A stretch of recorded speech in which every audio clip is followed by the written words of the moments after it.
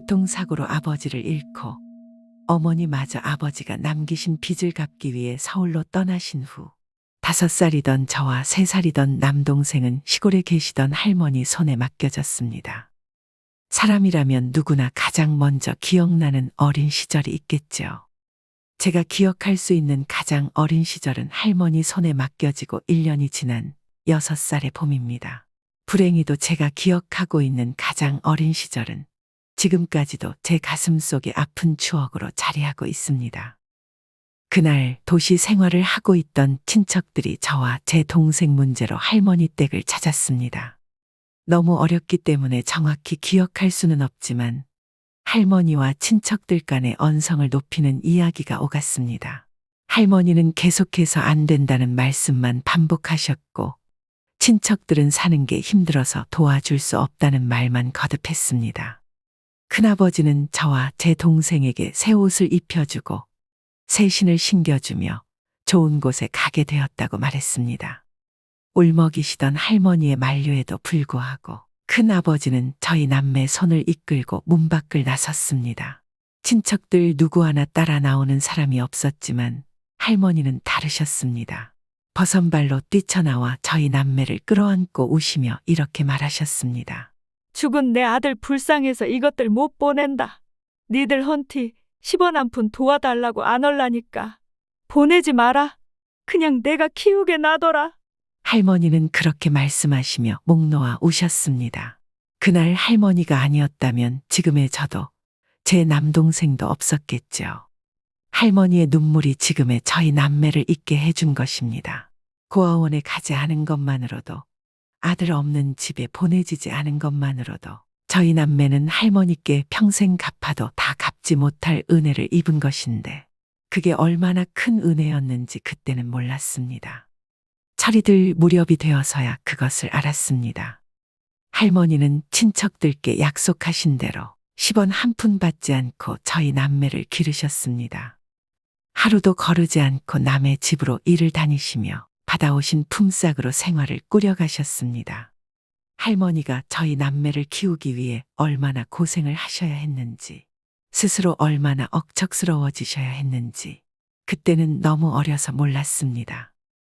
그저 배부르게 먹지 못하는 것이 불만이었고, 새 옷 한 벌 없이 남의 옷만 얻어 입는 것이 불만이었고, 다른 아이들처럼 학용품을 넉넉하게 쓰지 못하는 것이 불만이었고, 마음 놓고 과자 한 번 사 먹을 수 없는 것이 불만이었고, 소풍에 돈 한 푼 가져갈 수 없는 것이 불만이었고, 운동회 때 할머니랑 함께 달리는 것이 불만이었고, 할머니 밑에서 자란다는 이유만으로 동네에서나 학교에서나 불쌍한 아이 취급받는 것이 불만이었습니다.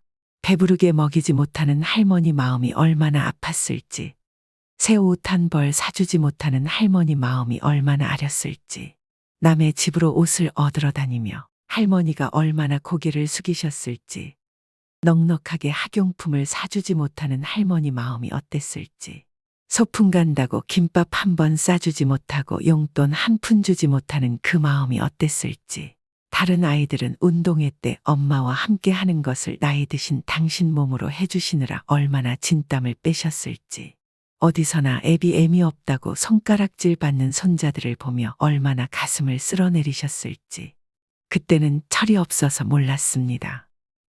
그저 어디서나 누구에게나 조금이라도 더 불쌍하게 보여서 뭐 하나 얻으려고 애쓰는 할머니의 모습이 싫고 창피할 뿐이었습니다. 할머니는 저희 남매를 위해 자신을 포기하고 사셨습니다. 당신의 체면이나 얼굴을 모두 버리시고 오로지 저희 남매를 위해 사셨습니다. 앉았다 하면 신세 한탄이 먼저 나오고 불쌍한 손자들 얘기를 풀어놓으며 눈물을 훔치시기 바빴지만 할머니가 그렇게 사셨기 때문에 과자 한 봉지라도 얻어먹을 수 있었고, 이발소에서 공짜로 머리를 자를 수도 있었고, 새 연필 한 자루라도 얻어 쓸 수 있었습니다. 할머니는 그렇게 철없는 남매를 기르시면서 한없는 사랑을 베풀어 주셨습니다. 누구보다 억척스럽고 강하셨지만 또 누구보다 여리고 사랑이 넘치는 분이셨습니다. 남의 집으로 일을 가시는 날에는 새참으로 나온 빵을 드시지 않고 집으로 가져오시는 분이셨고 일주일에 한 번 장으로 나무를 팔러 가시는 날에는 순대를 한 봉지씩 꼭 사다 주시는 분이셨습니다. 동생과 제가 싸우면 뒷안에 있던 탱자나무 가지로 심하게 종아리를 치셨지만 붉은 줄이 그어진 종아리에 약을 발라주시며 금세 눈물을 훔치시는 분이셨고 맛있는 과자를 마음껏 못 사줘 미안하다며 문주를 붙여주시고 개떡을 쪄주시고 가마솥 누룽지에 설탕을 발라주시는 분이셨고 비가 아주 많이 오는 날에는 우산 대신 고추밭 씌우는 비닐로 온몸을 둘러주시고 빨래 집게로 여기저기 집어주시며 학교에 가서 다른 아이들이 너는 우산도 없느냐고 놀리거든. 우리 할머니가 이렇게 돌돌 싸매면 비가 한 방울도 못 들어와서 옷이 안 젖는다더라. 너도 니네 엄마한테 나처럼 해달라고 해봐. 그렇게 말하라고 시키시던 분이셨습니다. 비록 가난해서 봄이면 나무를 뜯어 다 장에 내다 팔고 여름이면 고기를 잡아다 어죽 집에 팔고 가을이면 도토리를 따다 묵 집에 팔고 겨울에는 손에 마늘독이 베이도록 마늘을 까서 돈을 벌어야 했지만 그래도 지금 생각해보면 할머니와 함께했던 유년의 시간들이 제 인생에서 가장 행복했습니다. 그때는 그게 행복이라는 걸 몰라서 할머니 가슴을 많이도 아프게 했죠. 저는 가난이 싫었습니다. 억척스러운 할머니가 싫었습니다. 그래서 반항적이었고 사춘기에 접어들면서는 제 욕구를 채워주지 못하고 제 마음을 조금도 이해해 주지 않는 할머니가 미워서 버릇없이 굴기도 했습니다. 할머니가 부끄럽다는 생각은 했으면서도 고생하시는 할머니가 불쌍하거나 안쓰럽다고 생각해 본 적은 한 번도 없었습니다. 할머니를 생각하며 몰래 눈물을 훔쳐본 적도 없었습니다. 그때는 정말 몰랐습니다. 할머니가 제 욕구를 충족시켜주고 싶지 않았던 것이 아니라 사춘기에 저를 이해 못했던 것이 아니라 현실이 그럴 수밖에 없었다는 것. 우리 남매가 아니었다면 혼자 편하게 사셨을 할머니가 손자들을 떠맡은 죄로 불쌍하게 사실 수밖에 없었다는 것을 철이 들 무렵에야 알았습니다. 저와 남동생은 시골에서 중학교를 마치고 각각 천안에 있는 상고와 예산에 있는 인문고등학교에 진학해 자취 생활을 했습니다. 저희 남매는 주말마다 할머니가 계시는 집으로 내려갔는데 그때마다 냉장고를 열어보면 그 안에 빵과 우유가 가득했습니다. 남의 집으로 일을 다니셨던 할머니가 새참으로 나온 빵과 우유를 드시지 않고 집으로 가져오셔서 냉장고에 넣어놓으신 거였습니다. 남들 다 새참 먹을 때 같이 드시지 왜 이걸 냉장고에 넣어놓으셨냐고, 유통기한 다 지나서 먹지도 못하는데 왜 그러셨냐고 화를 내면 니들이 목구멍에 걸려서 넘어가야 말이지. 니들 오면 줄라고 냉장고에다 넣어놨는디 날짜 지나서 못 먹으면 어쩐다냐. 그렇게 말씀하셨습니다.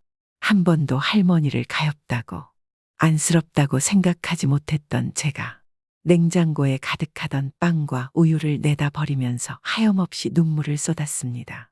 가슴 저 밑바닥에서 뜨거운 것이 올라오는데 할머니가 그렇게 불쌍해 보일 수가 없었습니다. 아마도 그때가 제가 철이 들 무렵이었던 것 같습니다. 한 번은 자취하는 제게 김치와 쌀을 갖다 주시겠다고 올라오신 할머니를 만나기 위해 터미널에 나간 적이 있었습니다. 한참을 두리번거린 후에 찾아낸 할머니는 반갑게 제 손을 잡으시며 말씀하셨습니다. 아침 7시 차 타고 나왔더만 10시도 안 돼 도착하더라. 배고파서 나 먼저 짜장면 한 그릇 먹었다잉. 라고 말씀하셨습니다. 그때 3시간은 버스터미널에서 홀로 기다리셨더라고요. 저는 또다시 가슴 한 구석이 아렸고 그러면 안 된다는 걸 알면서도 할머니께 화를 냈습니다. 그러게 내가 아침 드시고 천천히 출발하시라고 안 했어. 할머니 때문에 속상해 죽겠네. 할머니는 화가 난 손녀딸의 눈치를 살피시며 들고 오신 가방 지퍼를 여셨습니다. 할머니가 들고 오신 큰 가방 속에는 김치통 2개가 들어있었고 가방 안은 김치통에서 흘러나온 빨간 김치 국물로 한가득이었습니다. 내가 할머니 때문에 미치겠네. 김치만 비닐봉지에 꼭 싸서 가져오셔야지. 가방에다 김치통을 통째로 넣어오면 국물이 안 넘친대? 할머니는 금세 얼굴이 붉어지셨습니다. 이를 어쩌까. 국물이 다 새서 못 들고 가겄다. 내가 얼른 슈퍼 가서 봉다리 얻어올 텐께 기다려봐라잉. 할머니는 터미널 안 슈퍼에서 검은 비닐봉지를 얻어오셨습니다. 그리고 김치통을 봉지 안에 넣어주시며 말씀하셨습니다. 가시네들이 지더런 김치 안 먹고 사나. 노인네가 버스 안에서 김치 냄새 좀 풍겼기로써니 그렇게 코를 막고 무안을 줘? 할머니의 그 말을 듣는 순간 차 안에서 다른 사람들의 눈치를 받으며 안절부절 하셨을 할머니 모습이 떠올랐습니다. 가슴이 미어졌습니다. 할머니는 김치 전해줬으니 그만 가봐야겠다시며 들고 오신 가방 안쪽 작은 지퍼를 열고 꼬깃꼬깃 접은 1만 원짜리 2장을 제 손에 쥐어주셨습니다. 할머니께서 건네주신 1만 원짜리는 빨갛게 물들어서 김치 국물이 뚝뚝 떨어지고 있었습니다. 할머니 앞에서 울고 싶지 않았던 저는 얼른 매표소로 뛰어가 할머니 차표를 끊어다 드리고 할머니를 배웅해 드렸습니다. 그날 자취방으로 돌아오는 시내 버스 안에서 얼마나 소리내어 울었는지 모릅니다. 할머니가 젖은 가방에서 꺼내주셨던 빨간 김치 국물이 뚝뚝 떨어지던 1만 원짜리 2장을 손에 꼭 쥐고 사람들이 가득한 버스 안에서 그렇게 한참을 울었습니다. 고등학교 졸업 후 무역회사에 취직한 저는 돈을 벌게 되었고 할머니를 호강시켜 드릴 수 있다는 생각에 가슴이 벅찼습니다. 할머니가 아프시다고 하면 약재 시장에 가서 좋다는 약재를 사다 보내드리고 할머니 생신이 다가오면 동네 할머니들과 식사라도 하시라고 용돈도 보내드리고 주말에 시골에 내려가면 할머니와 장으로 구경도 나가고 명절에는 할머니를 모시고 레스토랑에 가서 돈가스도 사드렸습니다. 처음 할머니를 모시고 레스토랑에 가서 돈가스를 먹던 날 할머니는 돈가스 한 접시에 음료로 나온 사이다 한 잔까지 쭉 비우신 뒤 말씀하셨습니다. 이런 것이면 몇 접시라도 먹겄다. 저는 할머니의 그 말에 또 다시 눈물이 났습니다. 그까짓 돈가스가 얼마나 한다고 이제서야 사드리게 됐을까. 가슴이 아파서 고개도 들지 못하고 제가 먹던 접시를 할머니 앞에 내어드렸습니다. 그날 하얗게 설이 내린 할머니 머리를 내려다보면서 마음속으로 다짐했습니다. 앞으로는 맛있는 것은 무엇이든 사드리리라. 남들 먹는 거, 맛있다고 하는 거, 한 번씩은 다 맛보여 드리리라. 좋은 옷도 입혀드리고 멋진 구경도 맘껏 시켜드리리라. 언젠가 할머니는 말씀하셨습니다. 우리 손녀딸 이쁜 새끼 낳아 사는 거 보고 죽으면 내가 소원이 없을 것인디. 저는 할머니의 소원대로 좋은 사람을 만나 결혼을 했고 다음 달이면 돌을 맞는 예쁜 딸아이도 낳았습니다. 할머니는 올해로 90살이 되셨습니다. 그렇게 억척스럽게 우리 남매를 길러내셨던 할머니는 이제 정말 할머니가 되셨습니다. 허리도 구부러지셨고 검은 머리가 한 가닥도 남아있지 않습니다. 너무 늙으셔서 예전처럼 맛있는 문주를 부쳐주시지도 못하고 개떡을 쪄주지도 못하고 누룽지에 설탕을 뿌려주시지도 못합니다. 뜨거운 밥에 올려 먹던 할머니의 얼짠지가 그렇게 맛있었는데 이제는 그때 그 맛을 내시지도 못합니다. 같이 봄나무를 뜯으러 다닐 수도 도토리를 따러 다닐 수도 없습니다. 그래서 가슴이 아프고 할머니를 생각하면 자꾸만 눈물이 납니다. 할머니 하면 낡고 달아해진 고무신 한 짝이 떠오릅니다. 헌 고무신처럼 평생을 마음껏 가지지 못하고 지질이 고생만 하시며 살아오신 할머니. 이제 할머니가 제 곁에 함께 하실 시간이 얼마 남지 않았음을 느낍니다. 언제일지 모를 그날까지 제가 할머니의 은혜를 다 갚을 수 있을까요? 꽃으로 태어났으나 들풀로 사셔야 했던 그분의 인생. 이제부터라도 화사한 꽃으로 사셨으면 좋겠습니다. 가난은 부끄러운 것이 아니라 조금 불편한 것일 뿐이라는 걸 가르쳐 주신 할머니. 이제 저는 할머니의 사랑과 고생을 모두 이해할 수 있을 만큼 철이 들었습니다. 눈부시게 화창한 봄날, 우리 할머니 손을 잡고 꽃길을 걸어보고 싶습니다. 오래전 눈물나게 아름다웠던 유년의 풍경들을 떠올리며 웃어보고 싶습니다. 우리는 서로를 이해하고 용서함으로써 고통을 나누며 삶의 의미를 발견하는 여정을 함께 걸어가고 있습니다. 서로를 이해하고 지지함으로써 우리는 내면의 평화를 찾아가고 더 높은 의식 수준을 향해 나아갈 수 있습니다. 이는 우리의 삶이 더 깊은 의미와 풍요로움을 찾아가는 과정 중 하나입니다. 우리는 서로를 소중히 여기고 지혜와 사랑, 용서와 이해를 추구하는 것이 중요합니다. 이러한 노력은 우리가 진정한 행복과 만족을 찾아가며 삶의 균형과 조화를 이루는 것이 매우 중요한 것처럼 말이죠. 따라서 이러한 가치를 실천하고 함께 나아가는 모습이 우리의 삶을 더욱 풍요롭고 의미 있는 것으로 만들어 나가게 될 것입니다.